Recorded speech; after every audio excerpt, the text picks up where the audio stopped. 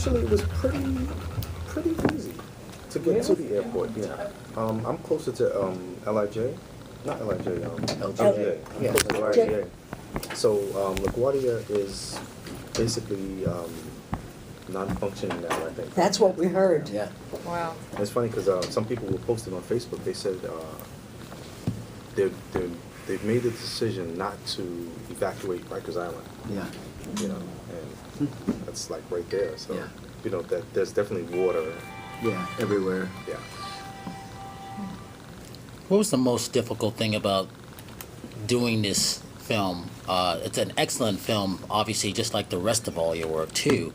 But this one is a little bit more important because it's still timely, even though it's been a couple years. I don't know if there was anything particularly difficult to do in reference to the film, other than reconnecting with the feelings that happened back in 1989. You know, so to speak. You know, as you go through a traumatic experience, no one ever, you know, unless you have finances like that, no one ever says, okay, well, this is what was done to you, so therefore let's get you some type of help. You know, and I found that speaking about it and speaking about it in front of groups and one-on-one basis and things of that nature is a tremendous help. It's almost therapeutic, you know, because for the most part, most of us, probably all of us, all of the five, we probably had already resigned our lives to being those guys that were framed, those guys that were railroaded. And it's unfortunate because I was already out on parole. I had already finished my parole term, and basically I had just been informed that I was going to have to be registering for the rest of my life for the Megan's Law. You know. Sex offender. Yeah, as a level 3. So they considered me a sexual predator, you know. And so when you think about all of that stuff, it's like, man, I had said, shucks, I guess this is my life, you know. And it wasn't until, 13 years later, which is in I don't know if all people's cultures, but in New York or United States culture, 13 is supposed to be an unlucky number, you know. So 13 years later, here the truth came out, and it was like a breath of fresh air, you know. But it's like, it's been a hard road to walk, because since then we are still fighting the system for some semblance of justice, you know. So they said, okay, we're going to overturn the charges and we're going to, you know, reverse everything, wipe your slate clean. It's as if you've never done time. But we went, we were in prison, you know. We did time. We really went through all of that. So it's you know, it's not particularly difficult, but you know, it's been a not being the movie person. It's gonna sound kind of funny me saying this. It's been a labor of love. Well, it has, you know, for but us. it was for us to get back into that reconnection and re-therapeutic. This is the story of 13 years, as Yusef says, of justice denied. And now it's almost 10 years of limbo, which is justice delayed, which we also know is justice denied. And that is a terrible thing. And so our film is solely about the events from April 19th, 1989 to the vacation of the convictions in December of 2002. But this is something that has ramifications for lives and families of the people involved, and for a city of New York. And you want healing, not just for the officials, not just for the 5, but for the whole city. This has been a festering wound for way, way too long, and we hope that in some ways the film can be an agency of that healing. Can you talk about how you first became involved in this project? I'm involved in it because of my daughter. I remember the original case. I remember the outrage at the sort of sense that our society had decayed so much. I remember reading about the convictions being vacated and thinking this is not getting any attention. Race has been a central theme of nearly every single one of the films I've made. Not that I go look for it, but because when you scratch the surface of American history, you have race there.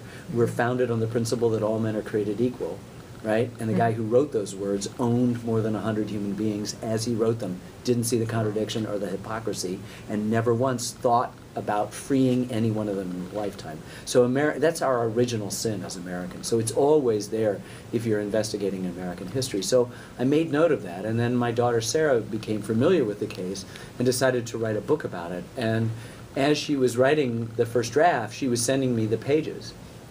And I was stunned. I realized, oh my God, this is just a perfect story. This is the same story that has compelled the reason to do the Civil War, or baseball, or jazz, or Jack Johnson, or Thomas Jefferson. We've made a biography of that same Thomas Jefferson. Many other films that we've worked on, and it was her impetus. She wrote a book. We had already, by the time the book was published, been well into not only the production of this film, but the editing of it, and feel that they're two complementary things. But it gave us the opportunity, our family, the editor and an assistant editor, and Sarah and Dave and me, and she is my daughter, and he is my son-in-law, to sort of bond with another family, an improbable band of brothers who were forced by circumstances together. And as Yusef said so much better than I could, is that there's something about this that is positive in that we're together on this, and we feel this, and hopefully it is therapeutic to bring it up, but it's also therapeutic for all of us to sort of, let's get out there and let's talk about it. Why has it taken so long to settle this case? And also, I just wanted to just say one quick thing about that too. Also, how could something like this happen? I mean, it was such a, I don't know if this is the best word to use, but in New York terminology, they would say this was such a sexy case that it made sense. It made sense that this large group of guys did this, when in fact that's not what happened at all. And if you go, and in fact the media, which was so responsible for the hyperbolic, atmosphere, the wolf pack, the wilding black beasts, all of this language, not of a progressive city at the end of the 20th century, but of Jim Crow America in the South, just before you justified why you strung an African American up for an invented crime. So this is the language of not just racism, but of murder. Yeah. And this is what's so appalling to all of us when you realize what's happened, what they've been through. Do you know, I've been out here 40 years, but originally I'm from New York City. I knew of this case because it was blown up. Yeah. Because I had seen your film, I never knew you guys were exonerated. Look, let me just tell you, and in fact the city of New York will push back on that, saying they're not exonerated. They'll try to hang you out to dry on technicalities. They vacated the convictions. That's what they did. They wiped the slate clean. It is the obligation of the media to tell the whole story, not just get involved with what the cops fed them about this, to investigate stuff. And now we have an opportunity to go back and say, why did this happen? And then let's go to some other things that are left hanging in our films. But that ought to be the province of what you guys all do, and I don't mean that specifically. But on April 17th, 2 days before Tricia Miley was brutally raped by Mateus Reyes in Central Park, he assaulted another woman, and it was broken up, and she noticed that he had stitches. And they identified him on the 17th. They knew who it was, and they never followed through on that. Why did that happen? Why was that case closed? Why later on in the summer, when they caught Mateus Reyes, did one of the detectives wish to reopen that case, but Linda Fairstein said no? Why are all these things not being pursued with the same sort of energy that the press the real wilding was the press, right? They're the ones who acted as a wolf pack. Nobody said, well, who are these people? Let's just remember, a couple of weeks ago, a guy named George Whitmore died. He's an African American who in the early 60s was charged with a murder. He came in to try to help the police, and they ended up getting him to confess a whole bunch of stuff. And the media sat up and said, wait a second, this stinks. This doesn't make sense. he has alibis. They followed through on alibis that the cops didn't. So as a result of freeing this guy, we have Miranda. Wow. As a result of their case, we have the death penalty reinstated in the state of New York. Wow. So a lot of people didn't do their jobs, as Jim Dwyer says. Cops didn't do their jobs, prosecutors didn't do their jobs, and the media didn't do their jobs. And that's something that we now have an opportunity to correct. Ken, were you surprised when they started pushing back the city of New York? That must have been weird for you. Pushing back.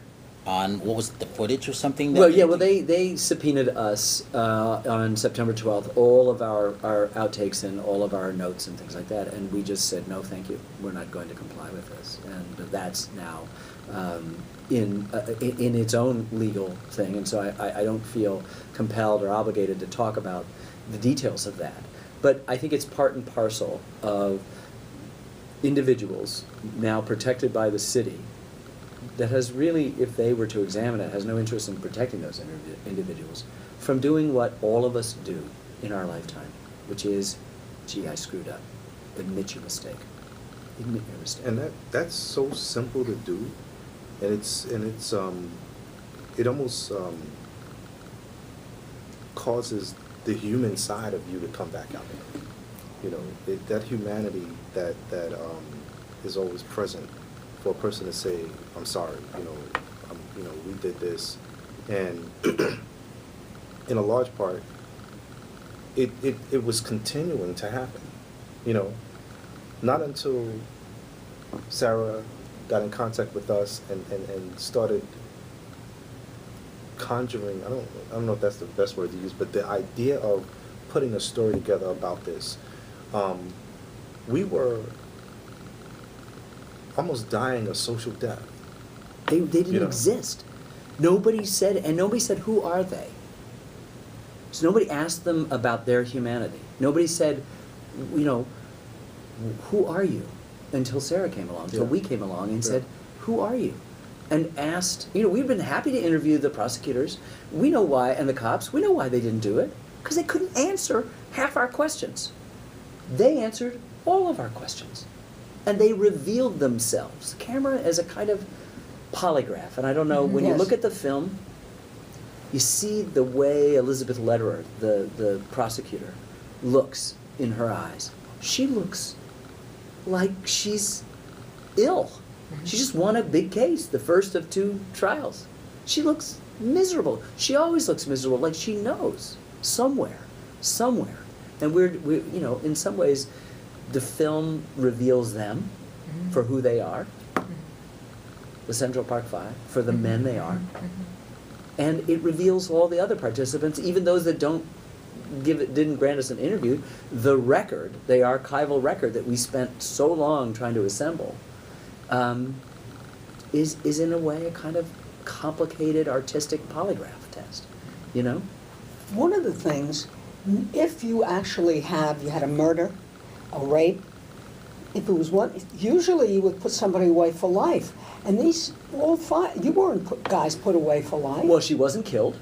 They were minors, with the exception of Corey, who was tried as an adult and served much longer terms. So they served out their full terms without the benefit of being let go early because they weren't admitting their guilt because they hadn't done it and had to register as sex offenders. Can you imagine being innocent, serving out your time, and then have to be sex offenders, as they said, for the rest of their life until this, who has the real conscience here? Well, it turns out the sociopathic rapist suddenly looks at Corey at Auburn Prison and goes, he's doing time for something I did.